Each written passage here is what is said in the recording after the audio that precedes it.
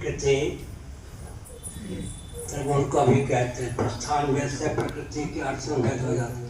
प्रकृति का अर्थ होता है उपादान, प्रकृति का अर्थ होता है उपादान।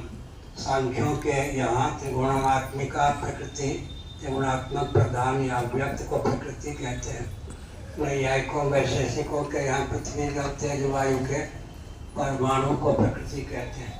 वेदांत प्रस्थान में माया शक्ति और ब्रह्म को प्रकृति कहते हैं। प्रकृति शब्द का अर्थ है उपादान।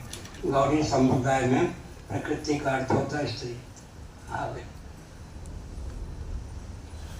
प्रकृतिश्च प्रतिज्ञा दृष्टान्तानुरोधात् ब्रह्म सूत्या। प्रकृति का अर्थ ब्रह्म है। ब्रह्म जो है जगत का निमित्त ही नहीं अपितु प्रकृति अर्थात उपादान कारण भी। प्रस्थान भेद से प्रकृति में भेद हो जाता है। कोई कोई दर्शन अपना प्रभाव डाल देता है। वेदांतियों के सम्मुख भी अगर कह दे प्रकृति तो वो समझेंगे त्रिगुणात्मिका प्रकृति। सांख्य कौन होगा यहाँ पर? सांख्यों का प्रस्थान आगे हो गया। प्रकृति का अर्थ होता है उपादान। उपादान माने कार्य का उदय, निलय, विलय स्थान।